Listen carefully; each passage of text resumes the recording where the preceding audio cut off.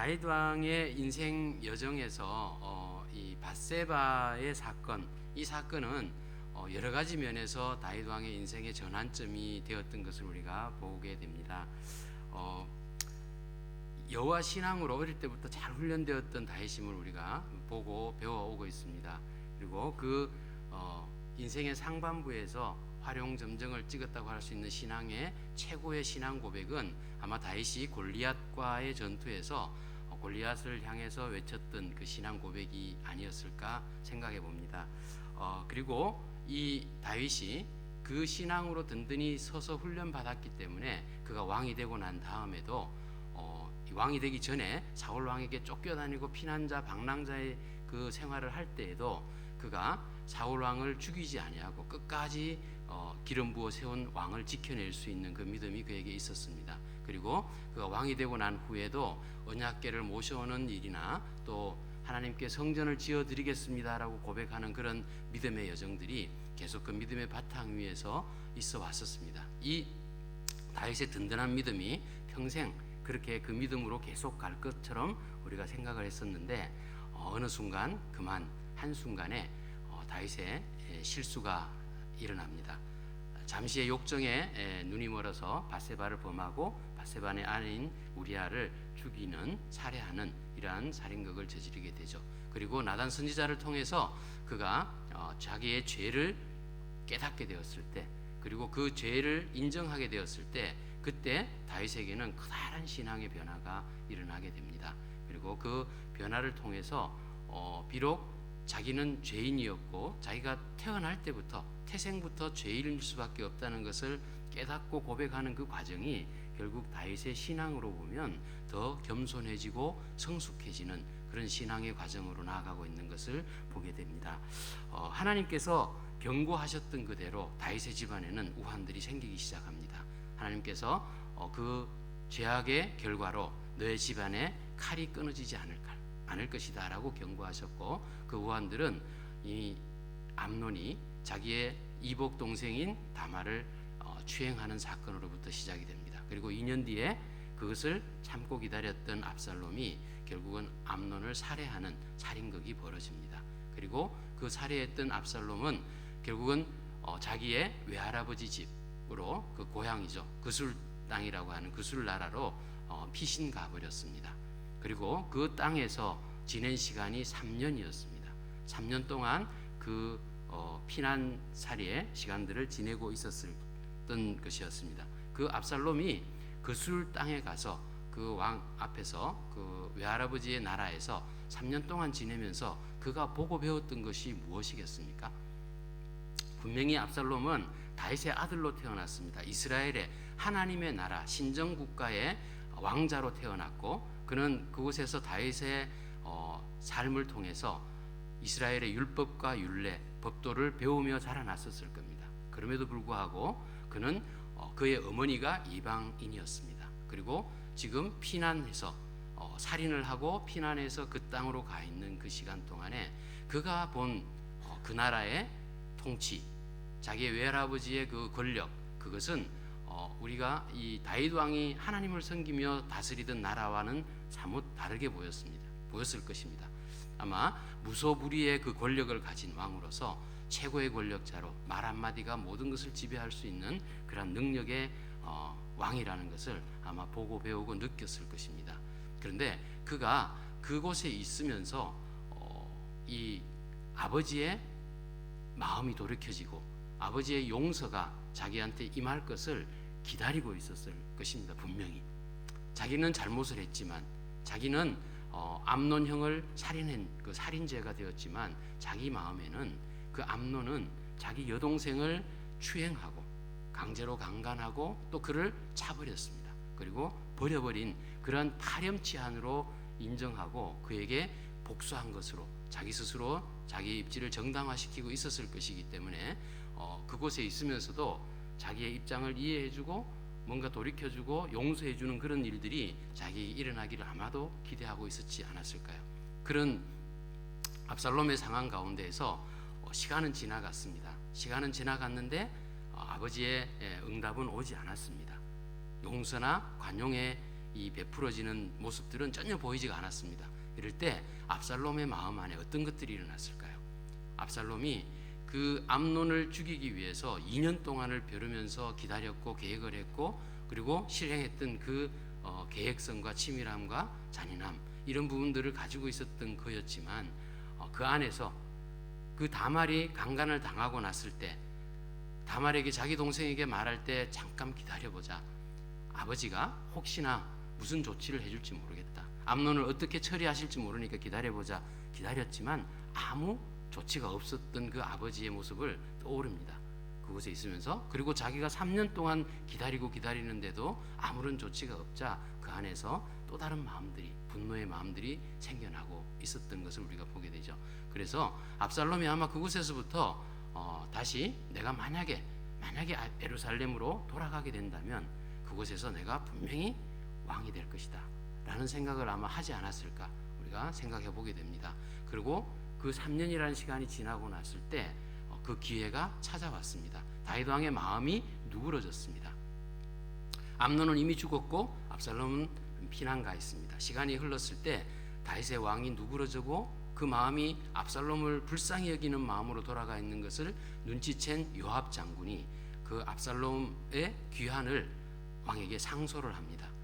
다윗이 바세바를 범한 죄를 지었을 때 하나님께서 나단 선지자를 보내서 그의 죄를 깨닫게 하셨던 그 광경을 요압이 보았기 때문에 드고아 여인, 지혜로운 여인을 청해서 그에게 이렇게 명령을 내리죠. 가서 왕을 설득을 해달라. 그리고 어떤 비유를 통해서 그렇게 왕의 마음을 돌이키게 합니다. 왕이 마음이 돌아섰습니다. 그 여인의 요압 장군의 그 계략에 왕이 마음이 돌아섰습니다. 결국 그 결과로 압살롬이 예루살렘으로 다시금 돌아오게 되는 것을 보게 되죠.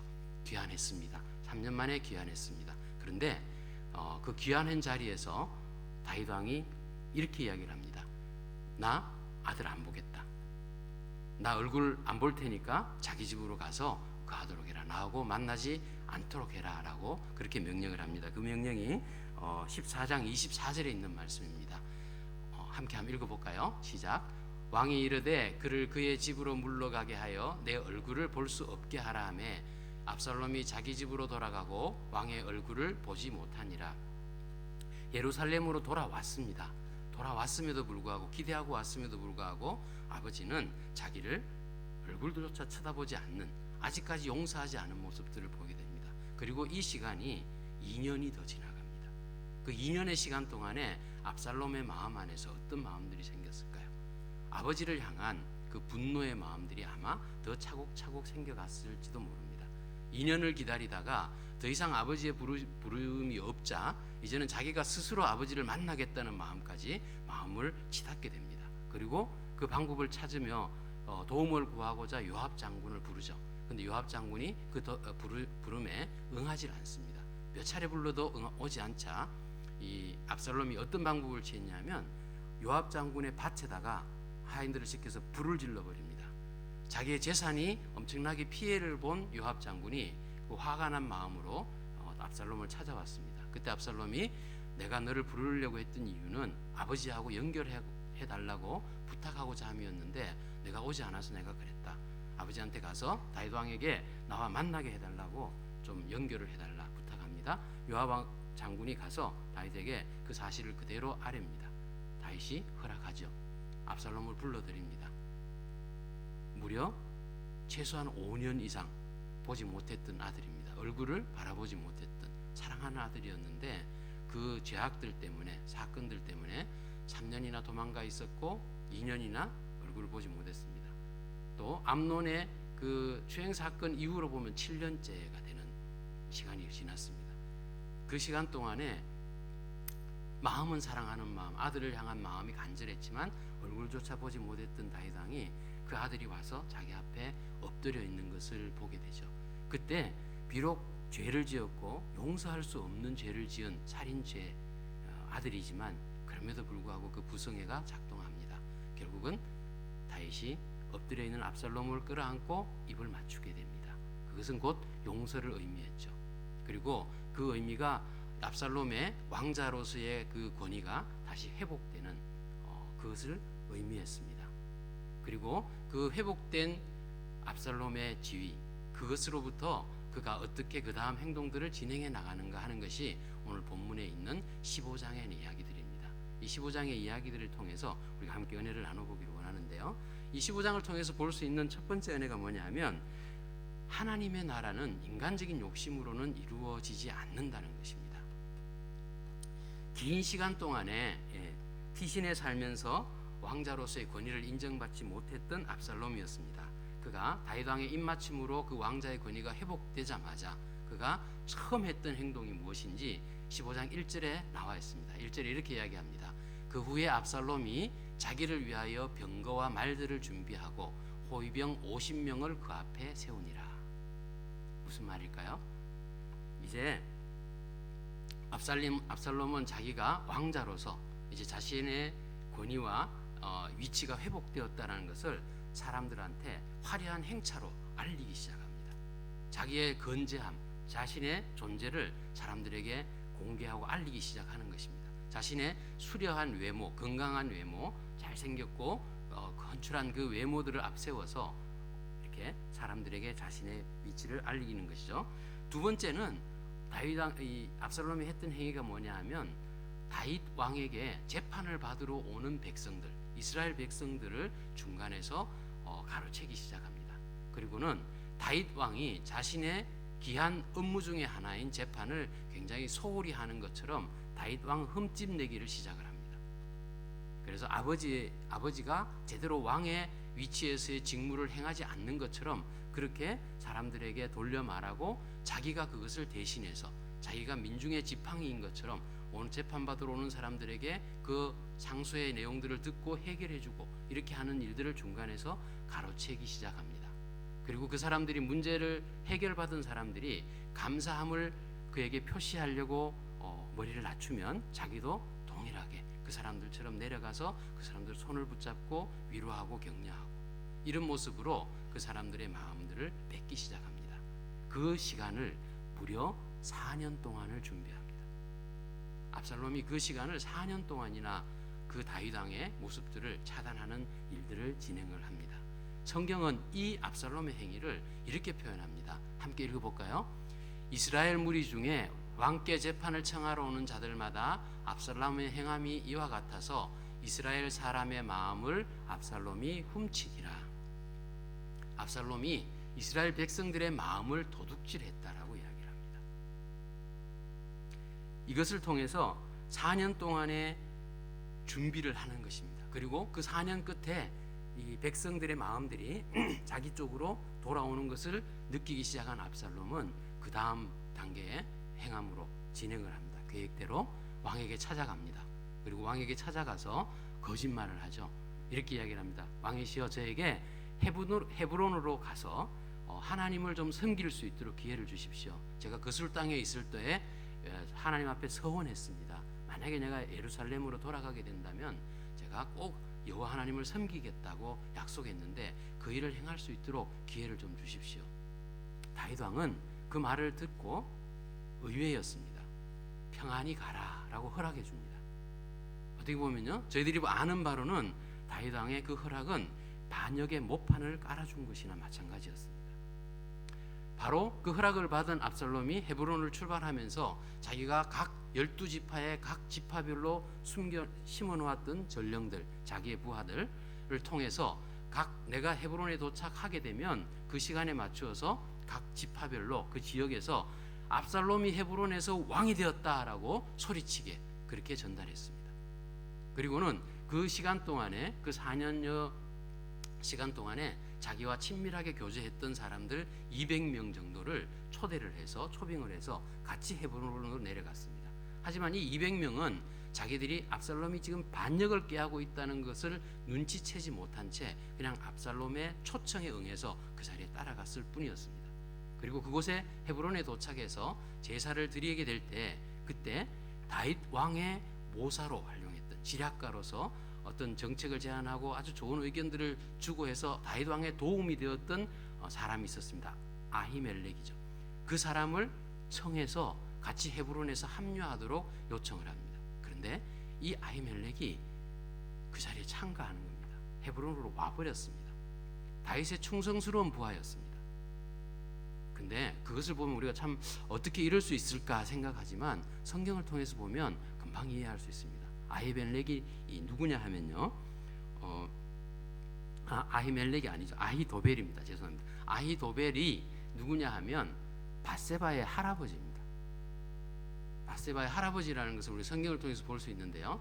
11장 3절에 보면 이렇게 이야기합니다. 다윗이 사람을 보내 그 여인을 알아보게 하였더니 그가 아뢰되 그는 엘리암의 딸이요라고 했습니다. 그리고 24장 34절 말씀을 보면요, 미아가 사람 손자 아하스베의 아들 엘리벨렉과 길로 사람 아히도벨의 아들 엘리암과, 엘리암이 아히도벨의 아들이었고 밧세바는 엘리암의 딸이었습니다. 결국 아히도벨은 밧세바의 할아버지인 것이죠. 아히도벨에게 다윗 왕은 누구냐 하면 자기 손녀딸의 가정을 파괴한 가정 파괴범입니다. 자기 손녀 사위를 살인한 살인자였습니다. 비록 다윗의 부하로 그 밑에서 지략가로서 활동을 하고 있었고 충성하고 있었지만 그의 마음 안에는 항상 다윗에 대한 원망이 깔려 있었을 수 있었다는 것입니다. 그리고 압살롬을 통해서 기회가 왔을 때 그는 다윗을 버리고 압살롬 편으로 붙게 됩니다. 근데 이런 과정들을 우리가 보게 되지만 이렇게 반역의 모습들이 점점점 커가고 합류하는 사람들이 커가자 백성들의 마음들도 이제는 다윗 왕에서 압살롬 쪽으로 다 이렇게 치우쳐가는 모습으로 나타나게 되죠. 근데 그 마음 가운데에서 반역이 성공적으로 이루어져 가는 것 같았지만 오늘 우리가 이 부분에서 모든 이야기를 다 할 수는 없지만 결국 이 반역은 실패로 끝나고 맙니다. 왜일까요? 왜 반역이 실패로 끝날까요? 하나님께서 이 반역을 기뻐하지 않으시는 것이죠.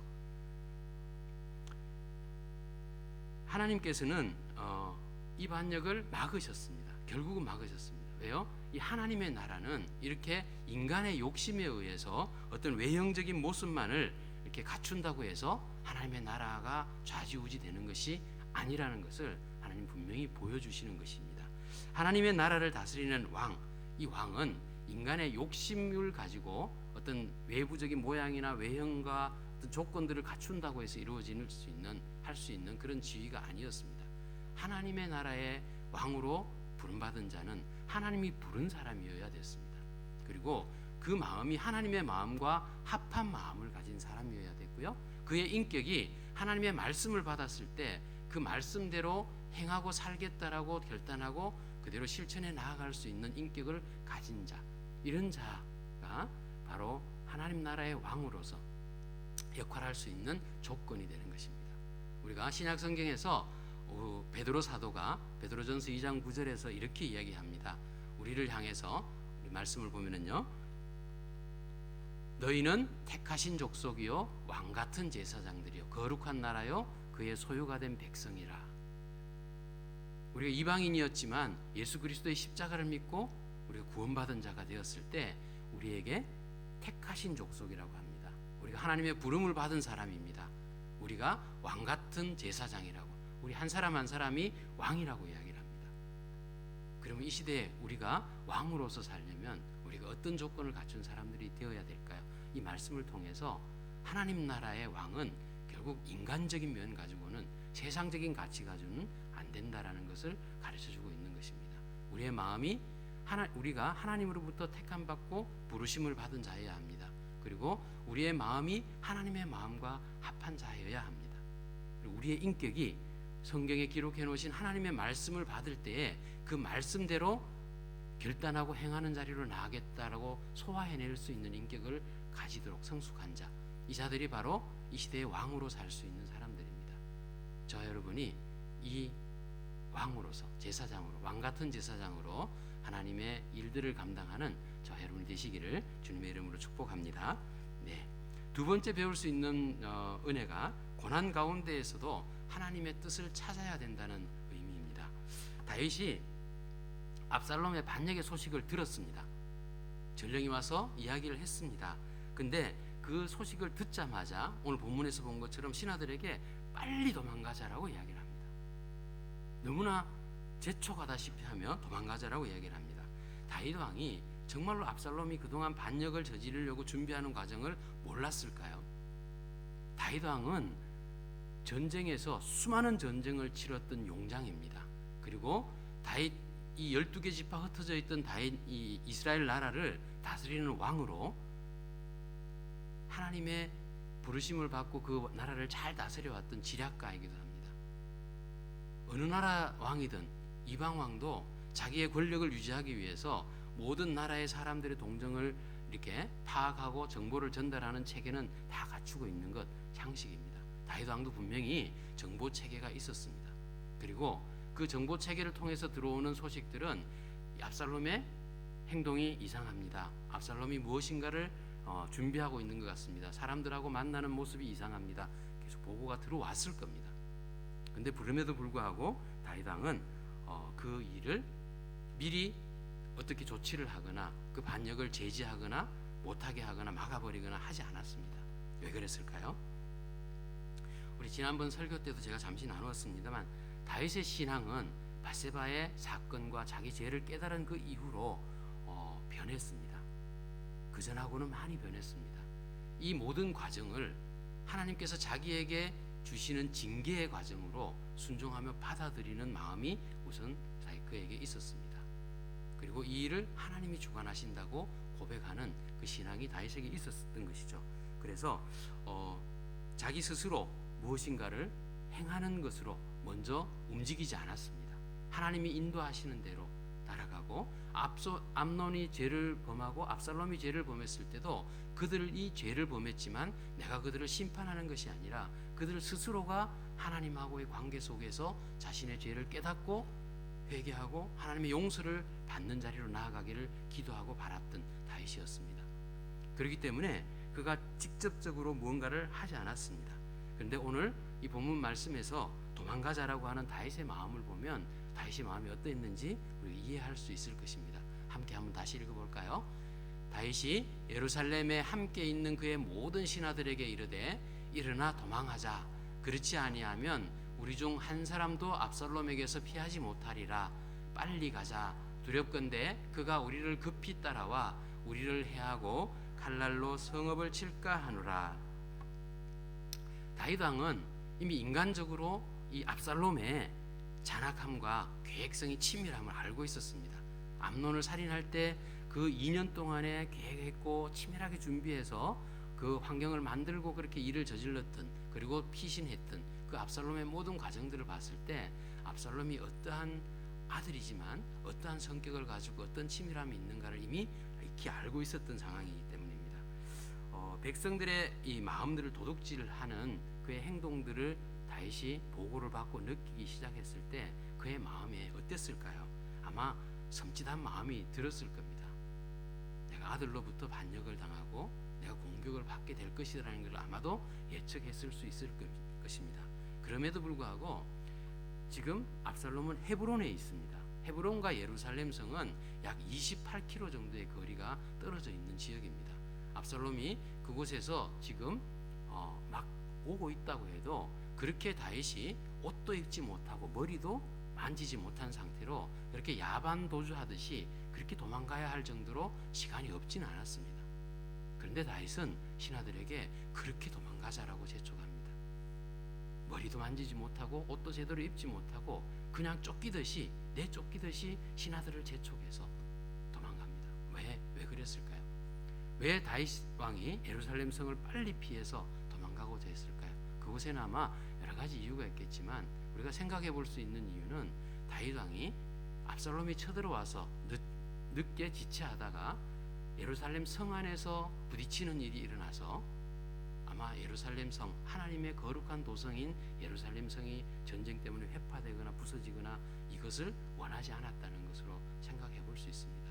그리고 이 모든 과정이 하나님이 자기에게 자기의 죄 때문에 자기에게 내리는 징계라고 인정을 하는 마음이 있었기 때문에 그 모습을 반항하거나 대항하려고 하는 마음이 아니라 일단은 빨리 피해야겠다라는 마음으로 그렇게 자신의 마음을 굳힌 것을 알 수 있습니다. 또한 백성의 마음들이 이미 압살롬 쪽으로 기울었다는 것을 알고 있었기 때문에 굳이 그 밀란들을 진압하는 과정에서 많은 백성들에게 피해를 입히고 상해를 입히는 일을 하지 않겠다라는 다윗의 마음이 있을 수도 있었습니다. 그리고 자기 이 급한 상황에서 일단은 성을 빠져나가서 자기의 부하들을 결집하고 어떻게 대항할 것인가, 어떻게 압살롬을 맞이할 것인가에 대해서 고민하고 정비하는 시간을 가지려고 하는 전략일 수도 있었습니다. 좁은 성 안이 아니라 넓은 지역으로 나가서 싸우더라도 싸우겠다라는 그런 다윗의 마음이었을 수도 있는 것이죠. 이렇게 도망하면서도 다윗이 한 가지 했던 일이 있습니다. 궁안에 10명의 후궁을 남겨두고 갔습니다. 이게 무엇을 의미할까요? 정확하게 성경에 기록하지는 않았습니다. 하지만 이 다윗이 10명의 후궁을 성에 남겨두고 갔다는 의미는 압살롬이 아무리 전학하지만 그래도 설마 아버지의 여자들을 건드리기나 할까라는 아마 기대감이 있었을 겁니다. 이 기대는 나중에 무참히 짓밟혔습니다.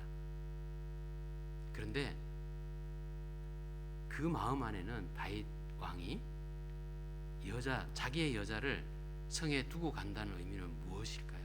내가 아마도 다시 이 자리로 돌아와서 이 자리에서 함께 지낼 수 있을 거야라는 기대감이 다윗 왕에게 있었다는 것입니다. 결국 그렇게 되었죠. 결국은 그렇게 되지만 이 아내들을 지키지는 못했습니다. 이 하나님 이 기대가 다윗 왕의 기대는 깨어져 버렸지만 그럼에도 불구하고 다윗 왕은 이 고난 가운데서도요 하나님의 뜻을 찾아가면서 자기의 입장을 분노나 감정에 치우쳐서 반응하지 아니하고 자기가 징계받고 있다는 것을 생각하고 그대로 따라서 순종하는 모습을 보였습니다. 그리고 하나님의 뜻을 구하는 기도들을 순간순간 올려드렸습니다. 그 결과가 결국은 이 성으로 다시 돌아왔고 압살롬을 물리치고 왕위를 다시금 이어가는 그러한 다윗 왕의 노년을 보게 되는 겁니다. 하나님께서는 압살롬의 이 반역을 절대로 기뻐하지 않으셨습니다. 다윗의 이 환난을 통해서 우리가 배울 수 있는 부분들이 무엇이겠습니까? 우리 자신들도 내가 죄성을 가진 죄인이다. 이것을 정확하게 깨닫고 있을 때요. 우리 앞에 어떤 어려움이 오고 고난이 오고 부딪힘이 오고 환난이 왔을 때 그것을 내가 감정적으로 반응하고 대응하고 분노로 대응하는 것이 아니라 이것이 나를 향한 하나님의 사랑임을, 나를 향한 하나님의 징계의 과정일 수도 있음을 내가 생각할 수 있고 지금 이 과정을 통해서 하나님이 무엇을 원하고 계시는가 하는 것을 찾아내는 하나님의 뜻을 구하는 그러한 기도를 올려드릴 수 있는 마음의 열정이 생겨날 수 있다는 것이죠. 이것이 바로 하나님께서 우리에게 원하시는 부분입니다.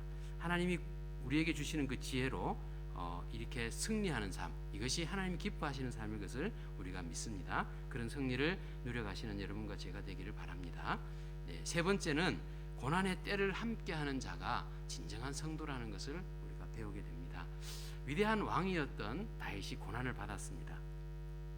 고난을 만났을 때 자신을 왕으로 세우고 따랐던 헤브론에서 왕이 되었지 않습니까? 다윗이 헤브론에서 유다의 사람들이 와서 지도자들이 와서 다윗에게 기름을 붓고 자기들 유다 백성의 왕으로 먼저 세웠습니다. 그리고 헤브론에서 7년 반을 유다 왕으로 그렇게 다윗이 통치를 했었죠.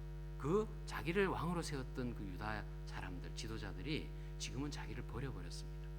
그리고 압살롬에게로 붙어버렸습니다. 이것을 지금 다윗이 경험합니다. 야밤에 쫓기듯이 도망하는 다윗 왕에게 그 환란 속에서 그 고난 속에서도 그렇게 유다 백성들이 따랐던 다윗 왕을 따랐던 사람들이 다윗을 버려버리고 그렇게 도망가고 자기 편에서 돌아서 버린 등을 돌려버리는 그 상황 가운데서 다윗이 머리도 제대로 하지 못하고 야밤 도주하는 이 상황 가운데 그래도 다윗을 따르는 무리들이 있었습니다. 그 무리들이 15절에 이렇게 기록합니다. 왕의 신하들이 왕께 이르되 우리 주 왕께서 하고자 하시는 대로 우리가 행하리이다. 보소서 왕 당신의 종들이니이다 하더라.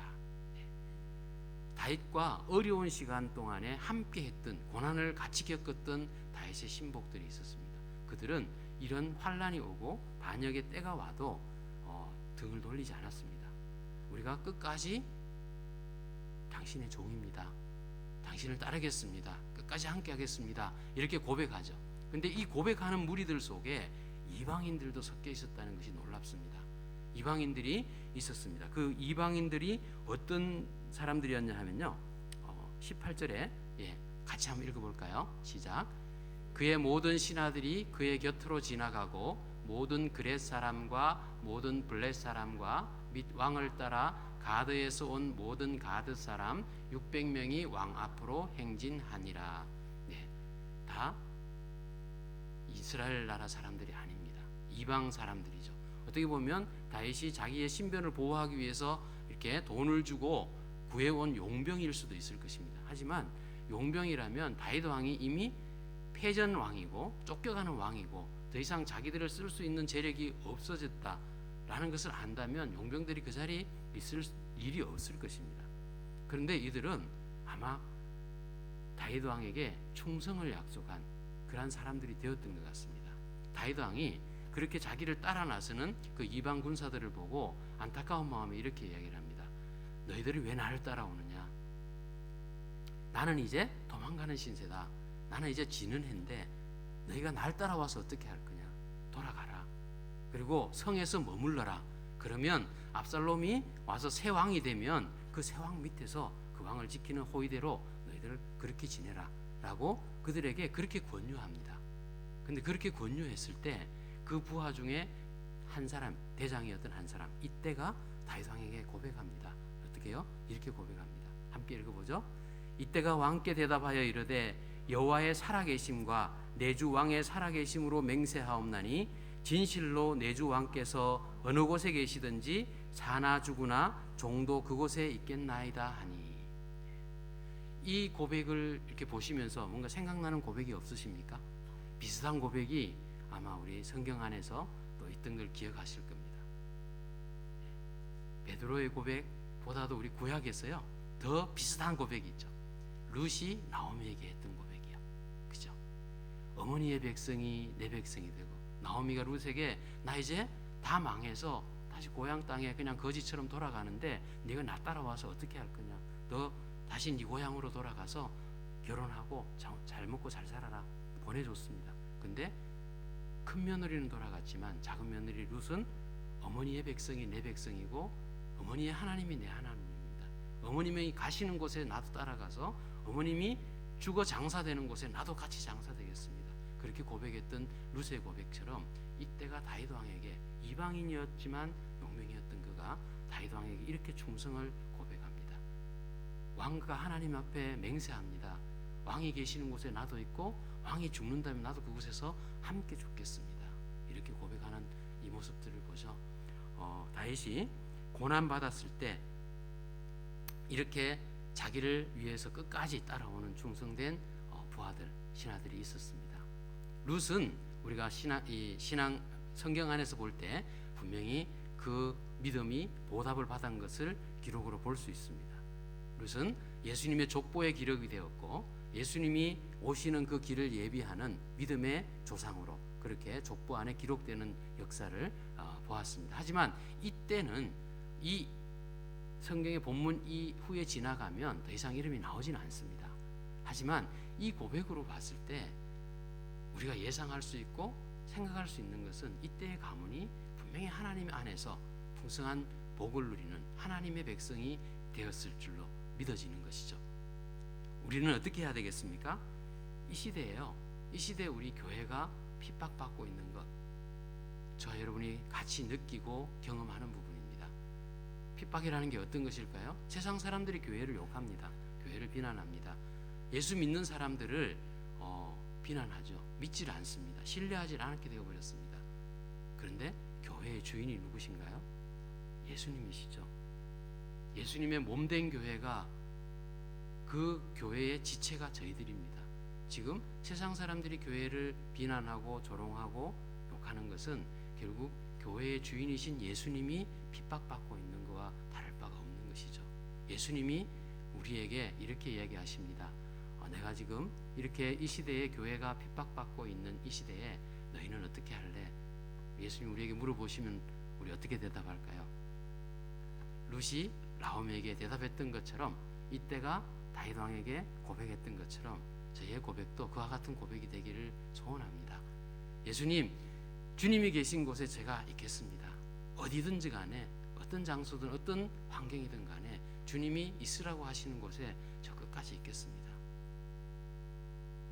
거기서 제가 뼈를 묻겠습니다.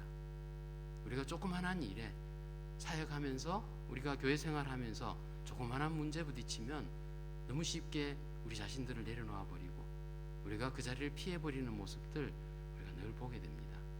원래 오늘의 예배가 제자훈련 개강 예배로 계획되어 있었습니다. 한 주가 미뤄졌습니다. 왜 그럴까요? 제자훈련 지망생들이 많지 않아서입니다. 생각해 봤습니다. 아까 우리 집사님과 잠깐 대화를 나눴는데요. 왜 그럴까? 만약에 우리 먼저 여기 앉아 계시는 분 거의 다가 제자훈련 받으신 분들인데요. 우리가 먼저 제자훈련 받은 분들이 진짜 예수님의 참된 제자로 진짜 기쁨으로 감사함으로 열정적으로 교회를 섬기고 기쁨으로 살아가는 그 모습들을 만약에 아직 제자훈련 받지 못한 분들이 보고 야 진짜 저렇게 사는 게 진짜 제자구나 라게 우리가 모범을 보여준다면 그분들 제자훈련 하려고 왜 마음을 열지 않겠습니까? 우리가 먼저 한 사람들이 모범을 보이지 못하고 있다면 이제 우리가 이 말씀 통해서 고난 가운데에서도 끝까지 주님 따라가겠습니다라고 고백하는 이들의 고백을 우리의 고백으로 삼기를 원합니다. 네. 그래서 우리의 삶 가운데 진짜 모범이 되는 삶, 하나님의 말씀을 진짜 나의 삶의 행동 지침으로 삶의 기준으로 삼고 그대로 실천하며 살겠습니다. 어려워서 그렇게 가겠습니다. 힘들어도 그렇게 살겠습니다라고 고백하고 한 걸음 한 걸음 나가려고 할 때에 주님께서 우리와 함께 하시고 성령의 음성을 더 세밀하게 들을 수 있는 풍성한 은혜를 누리는 저와 여러분이 될 줄로 믿습니다. 네, 그런 우리 믿음으로 매일매일을 승리하며 살아가는 저와 여러분 되시기를 주님의 이름으로 축복합니다.